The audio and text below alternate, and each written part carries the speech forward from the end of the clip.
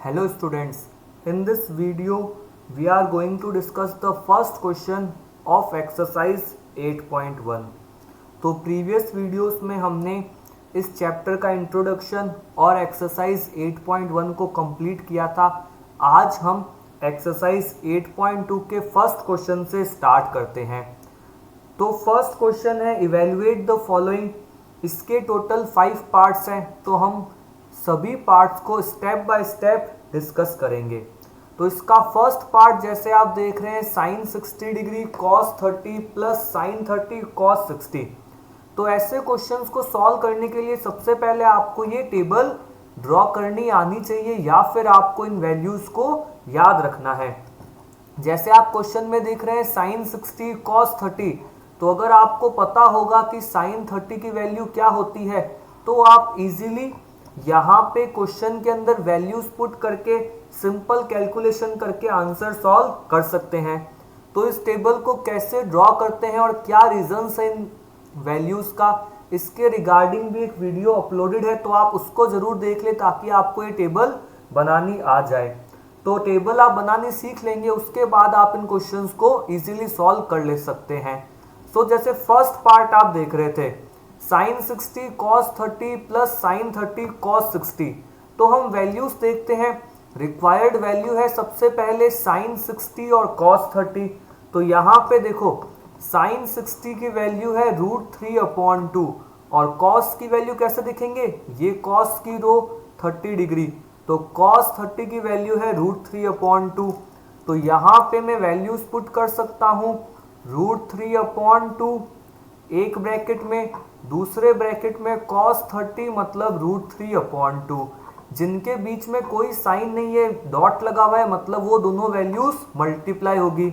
इधर प्लस का प्लस। अब आपको पुट करना है साइन 30 और cos 60। तो साइन 30 होता है हाफ और cos 60 भी होता है हाफ। तो फिर से आप वैल्यूज को पुट कर दो, प्लस हाफ इंटू हाफ। तो √3 को जब आप √3 से मल्टीप्लाई करेंगे, दो फ्रैक्शंस को जब भी आप मल्टीप्लाई करते हैं, दो फ्रैक्शंस है इनको आप मल्टीप्लाई करते हैं, तो सिंपली क्या होता है न्यूमरेटर न्यूमरेटर से मल्टीप्लाई और डेनोमिनेटर डेनोमिनेटर से मल्टीप्लाई। तो √3 इंटू √3 क्या बन जाएगा 3 और नीचे 2 इंटू 2 बन जाएगा 4 प्लस 1 इंटू 1 1 और 2 इंटू 2 4। अब आपको दो फ्रैक्शंस को ऐड करना है, तो ऐड करने के लिए आप यहाँ पे लेंगे एलसीएम। तो 4 और 4 का एलसीएम क्या होगा, आपको पता है 4 और 4 का एलसीएम क्या होगा, मैंने एलसीएम करके भी दिखा दिया है, दोनों एक ही टेबल में आते हैं, तो इसका एलसीएम होगा 4। अब ऊपर वैल्यू क्या आएगी, इसमें मैक्सिमम बच्चों को डाउट रहता है, तो आप सिंपल सी बात समझे। तरीका क्या होता है, जैसे आपके पास फ्रैक्शन है 3/4 और एलसीएम आया है 4, तो आपका न्यूमरेटर क्या होगा, यहाँ पे मैं क्या लिखूंगा, आप सिंपल सा फ्रैक्शन लिखें जो भी आपके पास है और उसको मल्टीप्लाई किससे कर दें, एलसीएम से। तो यहाँ पे फ्रैक्शन था 3/4, उसको मल्टीप्लाई कर दो 4 से, तो 4 से 4 कैंसल, यहाँ पे आएगा 3 प्लस का प्लस। सिमिलरली आप 1/4 को मल्टीप्लाई कर दें 4 से, तो 4 से 4 कैंसल, ये बचेगा 1। तो 3 प्लस 1 क्या होता है 4/4। 4/4 मतलब आपका फाइनल आंसर क्या आ जाएगा, फाइनल आंसर आ जाएगा 1। 4 से 4 कैंसल। तो ये मैंने आपको एलसीएम करने का एक तरीका बताया। यही चीज आपको ध्यान रखनी है कि हम एलसीएम करते कैसे हैं। एक और तरीका भी आप सीख सकते हो, जैसे आप छोटी क्लासों में करते थे, यहाँ पे एलसीएम आया है 4, तो आप ये समझो कि भाई 4 के टेबल में 4 कितनी बार आएगा, 4 1 जा 4, तो जो न्यूमरेटर है उसको भी 1 से मल्टीप्लाई कर दो, 3 इंटू 1 यहाँ पे 3 आएगा। ये प्लस था तो बीच में प्लस आ गया, अब वापस 4 से 4 बनाना है, तो इंटू 1 करेंगे तो 1 इंटू 1 1 हो गया। तो फाइनल आंसर हमारे पास आया 1। So this is the first part. Now second part. Second part के अंदर है 2 tan square 45 plus cos square 30 minus sine square 60। अब यहाँ पे आप देख रहे हैं ट्रिग्नोमेट्रिक रेशियोज के ऊपर स्क्वायर लगा हुआ है, तो यहाँ पे ज़्यादा कुछ नहीं सोचना आपको। जैसे कोई आपको कह दे कि भाई tan स्क्वायर 45 की वैल्यू बताओ, तो करना कुछ नहीं है, जो tan 45 की वैल्यू होती है उसका आप क्या कर देंगे, स्क्वायर। अगर वो एक सिंगल नंबर है तो उसका स्क्वायर कर दो, अगर वो कोई फ्रैक्शन है तो उसका भी स्क्वायर कर दो। तो यहाँ पे आप देख रहे हैं 2 tan स्क्वायर 45, तो पहले 2 लिख दूं, ब्रैकेट में tan 45 की वैल्यू का स्क्वायर। तो आप टेबल में देख सकते हैं tan 45 की वैल्यू है 1, तो मैं इस वैल्यू को यहाँ पे यूज करता हूँ 1 का स्क्वायर, प्लस cos 30, अभी हमने प्रीवियस क्वेश्चन में भी यूज किया था, cos 30 की वैल्यू थी √3/2, तो यहाँ पे हो जाएगा √3/2 का स्क्वायर माइनस sin 60 की वैल्यू भी है √3/2 का स्क्वायर। इसको और सॉल्व करते हैं, तो 2 इंटू 1 का स्क्वायर, 1 का स्क्वायर होता है 1, √3/2 का स्क्वायर क्या होगा, √3/2 के स्क्वायर का मतलब √3/2 को √3/2 से मल्टीप्लाई कर दो, तो √3 और √3 बन जाएगा 3, और अपॉन में आ जाएगा 2 इंटू 2 4, माइनस ये भी सेम वैल्यू है, तो अगेन ये आ जाएगा 3/4। आप यहाँ पे देख रहे हो दो सेम नंबर है, प्लस 3/4 माइनस 3/4, तो उनको मैं आपस में कैंसिल कर सकता हूँ। 2 इंटू 1 क्या होता है, 2 इंटू 1 होता है 2, तो सेकेंड पार्ट का फाइनल आंसर हमारे पास आएगा 2। तो ये दो पार्ट्स तो काफी सिंपल थे, आगे जो पार्ट्स हैं वो भी सिंपल हैं, बस कैलकुलेशन लेवल थोड़ा टफ होता जाएगा। जैसे आप देख रहे हैं cos 45, तो आपको टेबल से देखकर cos 45 की वैल्यू पुट करनी है, तो cos 45 की वैल्यू होती है 1/√2। ओके, तो मैं ऊपर क्या लिख दूंगा, मैं लिख दूंगा 1/√2, न्यूमरेटर के अंदर एक फ्रैक्शन है, अपॉन में है sec 30 cosec 30, तो sec 30 की वैल्यू है 2/√3 और cosec 30 की वैल्यू है 2, तो इन दोनों वैल्यूज को हम यूज करेंगे। तो sec 30 के प्लेस पे मैं लिख देता हूं 2/√3 और प्लस यहां पे मैं कर दूंगा cosec 30 की वैल्यू जो होती है 2। अब आप इसको सॉल्व कैसे करेंगे, ऊपर तो एक ही फ्रैक्शन है तो कुछ करने की रिक्वायरमेंट नहीं है, नीचे एक फ्रैक्शन और एक नंबर प्लस हो रहा है, तो सबसे पहले आपको इसको एक फ्रैक्शन में चेंज करना है। तो इसको 1 फ्रैक्शन में चेंज करने के लिए आप क्या करोगे, इसका एलसीएम लोगे, यहाँ पे 2 के अपॉन में कुछ नहीं है, मतलब 2 के अपॉन में 1 है, आपने एलसीएम लिया √3 और 1 का एलसीएम आएगा √3। अब जैसे मैंने आपको बताया था आप दोनों मेथड से सॉल्व कर सकते हो, या तो फ्रैक्शन लिखो, फ्रैक्शन है 2√3, उसको मल्टीप्लाई कर दो √3 से, तो √3 से √3 कैंसल, आपके पास यहाँ पे क्या आएगा 2, बीच में प्लस का प्लस, अगला नंबर क्या होगा, फ्रैक्शन है 2/1, उसको मल्टीप्लाई कर दो √3 से, तो 2 इंटू √3 क्या आ जाएगा 2√3, तो आपके पास बना 1/√2 अपॉन 2 प्लस 2√3/√3। अब यहाँ पे दो फ्रैक्शंस डिवाइड में आ गए, इनको कैसे लिखना है, तो इसके लिए बड़ा सिंपल सा मेथड आपको याद रखना है। याद है छोटी क्लासों में आप ऐसे क्वेश्चंस को सॉल्व करते थे कि 2/4 डिवाइडेड बाय 7/9, तो आप क्या करते थे, आप इस डिवाइड को मल्टीप्लाई बनाते थे, तो इस वाले नंबर का क्या कर देते थे, रेसिप्रोकल, तो मैं इसको लिखता था 9/7, फिर आप मल्टीप्लाई करके या कैंसिल करके अपना आंसर निकाल लेते थे। सेम मेथड आपको यहाँ पे भी ध्यान में रखना है, ये जो अपॉन है इसका मतलब क्या है, डिवाइड है, तो डिवाइड के बाद जो फ्रैक्शन है उसका क्या होता था, रेसिप्रोकल, मतलब ये फ्रैक्शन जब मल्टीप्लाई में जाएगा तो इसका क्या हो जाएगा, रेसिप्रोकल, तो जो भी अपॉन के नीचे है आप क्या करो, उसके रेसिप्रोकल को फ्रैक्शन के अंदर मल्टीप्लाई कर दें, तो ऊपर आपके पास क्या रहेगा, ऊपर आपके पास रहेगा 1/√2, इसको मल्टीप्लाई हम किससे कर देंगे, 2 प्लस 2√3 अपॉन √3 के रेसिप्रोकल से। डिवाइड को मल्टीप्लाई बनाया तो नेक्स्ट फ्रैक्शन क्या होता है, रेसिप्रोकल। डिवाइड को या अपॉन में लिखो एक ही बात है। तो इसको जब आप रेसिप्रोकल करोगे तो ऊपर क्या आ जाएगा, ऊपर आ जाएगा √3 और अपॉन में क्या रहेगा, अपॉन में रहेगा 2 प्लस 2√3। इसको अगर मैं और सॉल्व करता हूँ, √3 इंटू 1 रहेगा √3 और इनको मैं अलग अलग ब्रैकेट्स में लिख दूँ √2 और एक ब्रैकेट में लिख दो 2 प्लस 2√3 को। अब आपको यहाँ पे रैशनलाइज करना है। आपको पता है कि फ्रैक्शन का डिनोमिनेटर हम स्क्वायर रूट के अंदर नहीं रख सकते, तो यहाँ पे दो चीजें हैं, दोनों को आपको रैशनलाइज करना है। सबसे पहले इस √2 को रैशनलाइज करते हैं।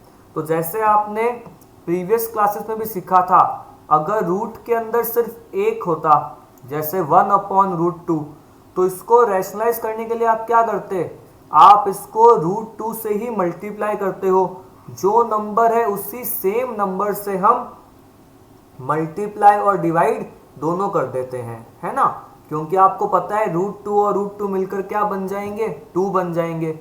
तो एक बार इस ब्रैकेट को भूल जाओ, सिर्फ इस √2 को रैशनलाइज करते हैं। तो ऊपर हमारे पास क्या है, ऊपर है √3, नीचे था √2 एक ब्रैकेट में, दूसरे ब्रैकेट में है 2 प्लस 2√3। तो इसको मल्टीप्लाई किया मैंने √2 अपॉन √2 से, जिससे ये रैशनलाइज हो गया। अब काफी बच्चे यहाँ पे क्वेश्चन पूछते हैं कि सर हम √2 से √2 काट दें क्या, काट सकते हैं। तो बेटा काट सकते हो, पर काट दोगे तो फिर वापस आप इसी स्टेप पे पहुंच जाओगे। ये मल्टीप्लाई क्यों कर रहे हैं, ताकि इसको रैशनलाइज कर दें। तो अगर आप इसे कैंसिल कर दोगे तो फिर से उसी स्टेप पे पहुंच जाओगे ना। तो आपको रैशनलाइज करना है इसको, मतलब ये वाले रूट्स आपको रिमूव करने हैं। तो पहले मैंने इस ब्रैकेट के रूट को रिमूव करा, ऊपर क्या आ जाएगा, √3 इंटू √2, मैं इसको √6 लिख सकता हूं। तो ऊपर आ गया √6, दोनों नंबर रूट में थे, मल्टीप्लाई हो गए। नीचे ये √2 और ये √2 मिलकर क्या बन गया, 2, और एक ब्रैकेट बचा आपके पास 2 प्लस 2√3। और ध्यान से देखो इसको, ऊपर √6 है, एक नंबर है, कुछ नहीं करना।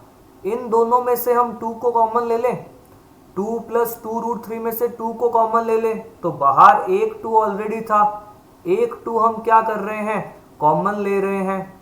तो अंदर क्या बचेगा, 2 में से 2 आपने कॉमन ले लिया, तो ये बचा 1 प्लस √3। तो ऊपर है √6, नीचे है 2 इंटू 2 4। अब आपको इस ब्रैकेट को रैशनलाइज करना है 1 प्लस √3।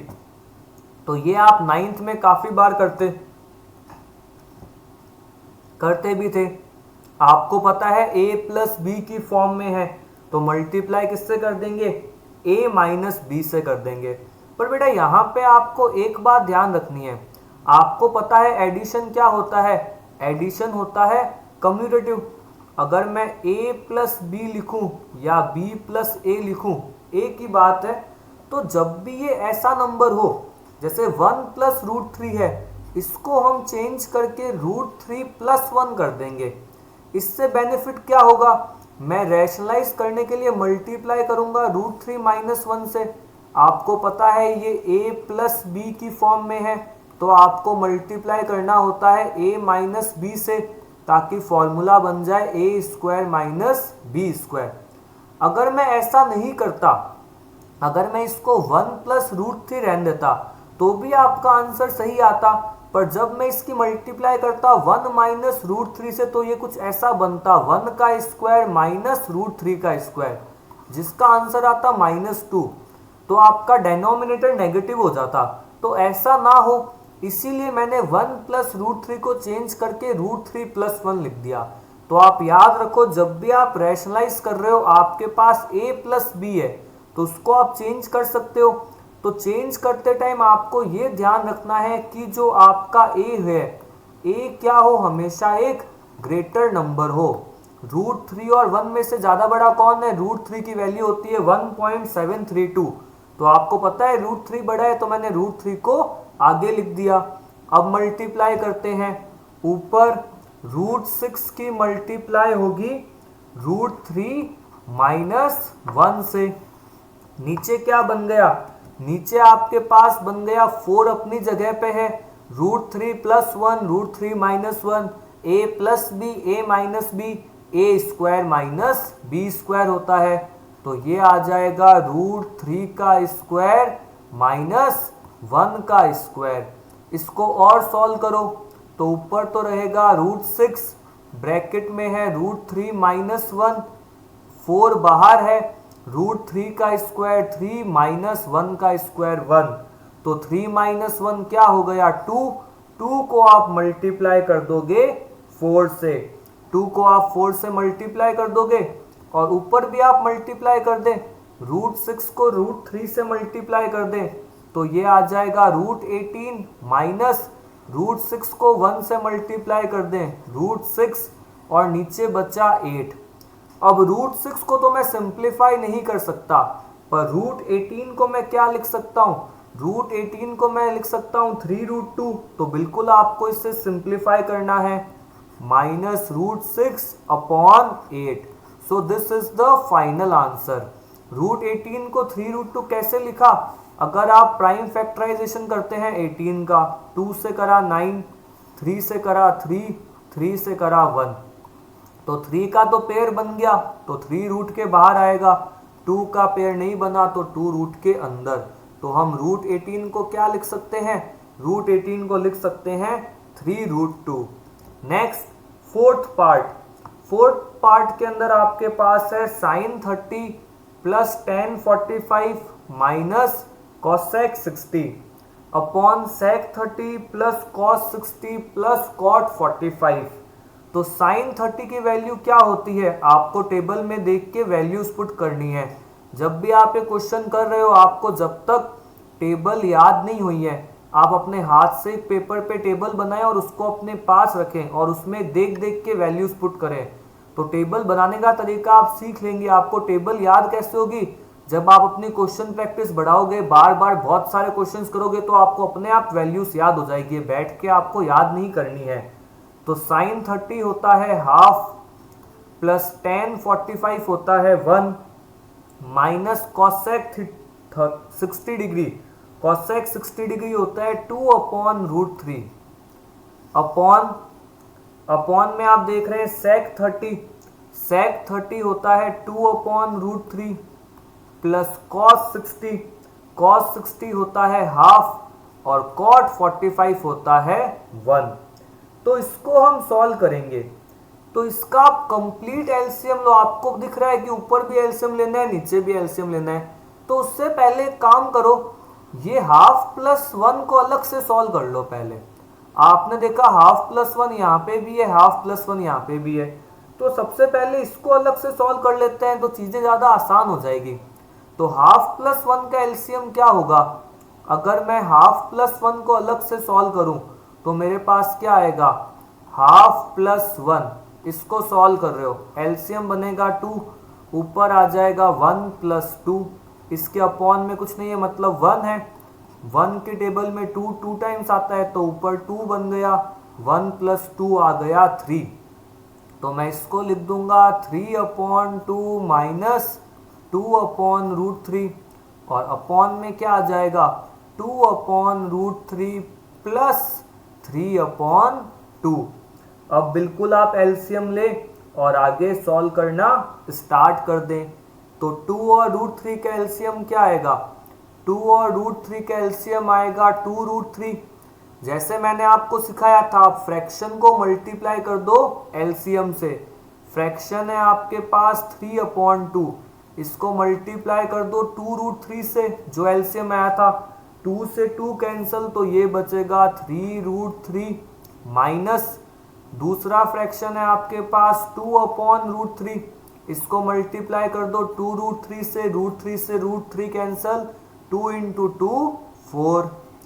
अब फिर से आप एलसीएम लोगे, अगेन सेम चीज है, 2 और √3 का एलसीएम क्या आएगा 2√3। जैसे मैंने यहाँ पे करा ये वाला फ्रैक्शन, तो ऊपर इस बार क्या आ जाएगा 4 और 4 के अंदर प्लस क्या होगा, 4 के अंदर प्लस होगा आपके पास 3√3 ये बात समझ गए। जैसे हमने ऊपर एलसीएम लेके सॉल्व किया, सेम वैल्यूज नीचे हैं।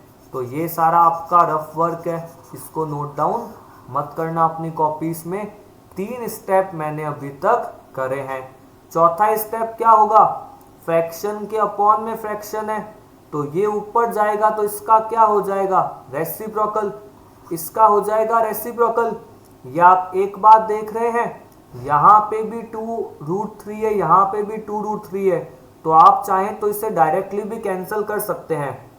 मैं आपको रेसिप्रोकल करके दिखाऊंगा कि कैंसिल कैसे हुआ। तो न्यूमरेटर को आप एज इट इज लिख देंगे। न्यूमरेटर था 3√3 - 4 अपॉन 2√3। नीचे वाला फ्रैक्शन जाएगा मल्टीप्लाई में, तो उसका हो जाएगा रेसिप्रोकल। तो 4 + 3√3 अपॉन 2√3 इसका रेसिप्रोकल। तो ऊपर क्या आ जाएगा, ऊपर आ जाएगा 2√3 और नीचे आ जाएगा 4 + 3√3। तो यहाँ पे आप देख रहे हो 2√3 से 2√3 कैंसल, तो फाइनल बना आपके पास 3√3 - 4 और ये 4 + 3√3। अब फिर से आपको रैशनलाइज करना है। क्लियरली दिख रहा है a + b की फॉर्म में है, तो मल्टीप्लाई कर देंगे a - b से। अब जो बात मैंने आपको पिछले क्वेश्चन में समझाई थी, उसी बात को यहाँ पे भी आपको ध्यान देना है। ये क्या है, गलत लिख दिया मैंने, 3√3 - 4। नीचे मैं इसको चेंज कर दूंगा, इसको मैं लिख दूंगा 3√3 + 4, क्योंकि जब भी आप रैशनलाइज करते हो नीचे आपके पास a + b हो, तो हमेशा चेक कर लो a बड़ा नंबर रहना चाहिए। 4 और 3√3 में से 3√3 बड़ा है। √3 की वैल्यू 1.7 होती है, उसको 3 से मल्टीप्लाई कर लो तो 5 से बड़ी वैल्यू आएगी। या आप ऐसा भी याद रख सकते हो, रूट वाला नंबर हमेशा a कर दो, आगे कर दो। मल्टीप्लाई कर देंगे 3√3 - 4 से, और नीचे भी मल्टीप्लाई कर देंगे 3√3 - 4 से। तो ऊपर आप देख रहे हो दोनों चीजें सेम है, दोनों सेम है, तो ये क्या बन गया, ये 3√3 - 4 का होल स्क्वायर बन गया। आई बात समझ में, दोनों ही ब्रैकेट सेम है, a - b, तो ये बन गया होल स्क्वायर। नीचे बन गया a + b, मतलब 3√3 का स्क्वायर a² - b²। सॉल्व करते हैं, पहले मैं डेनोमिनेटर सॉल्व करता हूं। तो 3√3 का स्क्वायर क्या होगा, देखो आपको करना है 3√3 का स्क्वायर। इधर करके दिखा देते हैं आपको। 3√3 का स्क्वायर क्या होगा, 3√3 को मल्टीप्लाई करो 3√3 से, तो ये 3 और 3 मिलकर क्या बन जाएंगे 9, और √3 और √3 क्या बन जाएंगे 3। सो 9 3 = 27, यहाँ पे लिख दिया 27 - 4 का स्क्वायर 16। इसको हम सॉल्व करेंगे a - b के होल स्क्वायर से, जो होता है a², मतलब 3√3 का स्क्वायर प्लस b² मतलब 4 का स्क्वायर -2ab। और सॉल्व करो 3√3 का स्क्वायर, अभी मैंने आपको बताया कितना आएगा 27, प्लस 4 का स्क्वायर क्या आएगा 16, माइनस इसको मल्टीप्लाई कैसे करोगे, पहले 2 को करो 3 से 6 को करो 4 से 24, तो ये आ जाएगा 24√3। नीचे है 27 - 16 जो आएगा 11। यहाँ पे दो नेचुरल नंबर से उनको प्लस कर दो, 27 + 16 43 -24√3 upon 11। This is our final answer. आगे इसमें कुछ भी सॉल्व करने की रिक्वायरमेंट नहीं है। लास्ट फिफ्थ पार्ट आप देख रहे हैं 5 cos² 60। तो 5 लिखा, cos 60 की वैल्यू होती है हाफ, उसका हम स्क्वायर कर देंगे। 4 sec² 30, 4 का 4 लिखा, sec 30 की वैल्यू होती है 2/√3, उसका भी आप कर दोगे स्क्वायर। माइनस tan² 45, tan 45 की वैल्यू होती है 1, तो उसका स्क्वायर कर दिया। नीचे है sin 30 का स्क्वायर, मतलब हाफ का स्क्वायर प्लस cos² 30, cos 30 की वैल्यू होती है √3/2, तो इसका हो गया स्क्वायर। सॉल्व करते हैं स्टेप बाय स्टेप। ये 5 अपनी प्लेस पे है, हाफ का स्क्वायर होगा 1/4, 1 इंटू 1 1, 2 इंटू 2 4, 4 अपनी प्लेस पे है, 2 का स्क्वायर होगा 4 और √3 का स्क्वायर होगा 3। यहां तक आप बात समझे। -1 का स्क्वायर 1 अपॉन में आपके पास आ जाएगा 1/4 और √3/2 का स्क्वायर क्या होगा 3/4 है ना। √3 का स्क्वायर कर दो क्या होता है 3, 2 का स्क्वायर कर दो होता है 4। और सॉल्व करते हैं तो जब आप 5 को 1/4 से मल्टीप्लाई करोगे तो एक बात सोचो 5/4 आएगा या 5/20 आएगा। तो जिन बच्चों ने 5/20 सोचा है वो बिल्कुल गलत सोचा है। देखो यहाँ पे 5 है, मैंने कहा था जब दो फ्रैक्शन को मल्टीप्लाई करो तो न्यूमरेटर को न्यूमरेटर से, डेनोमिनेटर को डेनोमिनेटर से, तो आप कहोगे सर यहाँ पे तो डेनोमिनेटर था ही नहीं, सिर्फ 5 था। तो बेटा 5 था तो इसको 5/1 लिख सकते हो ना। अपॉन में कुछ नहीं है, मतलब अपॉन में 1 है, तो 5 को 1 से, 1 को 4 से, तो क्या आ जाएगा, ये बन जाएगा आपके पास 5/4। सबसे पहले आ गया 5/4 प्लस इसको लिख दो 4/1, तो ये बन जाएगा 16/3 -1। इसके अपॉन में क्या था, दो फ्रैक्शन बन चुके हैं, एलसीएम लो 4 और 4 का, एलसीएम क्या आता है 4 और दोनों के डेनोमिनेटर सेम है, तो ऊपर सीधा सा क्या लिख दो 1 + 3। ऊपर अलग एलसीएम लेना है, नीचे वाला फ्रैक्शन सॉल्व करना ही है। तो इसके अपॉन में कुछ नहीं है, मतलब 1 है, 4, 3 और 1 का एलसीएम आता है 12। सबसे पहले ऊपर क्या आएगा, 2-3 तरीके आपको बताए हैं। फ्रैक्शन से करना चाहते हो 5/4 को जो एलसीएम है 12 से मल्टीप्लाई कर दो, 4 3 12, मतलब यहाँ पे 15 आ जाएगा। या ऐसे देख लो 4 के टेबल में 12 कितनी बार आता है, 4 के टेबल में 12 आता है 3 बार, तो 3 को 5 से मल्टीप्लाई कर दो 15। नेक्स्ट 16/3 है, तो 16/3 को मल्टीप्लाई कर दो 12 से, 3 से ये गया 4 टाइम्स, 16 4 64। सेम ऐसे भी देख सकते हो 3 के टेबल में 12 आता है 4 टाइम्स, तो 4 को इससे मल्टीप्लाई कर दो 64। अगला फ्रैक्शन है 1/1, 1/1 को 12 से कर दो, यहाँ पे माइनस है तो ये हो जाएगा -12। तो ये मैं समझता हूँ कि एलसीएम आपको करना अब आ गया होगा।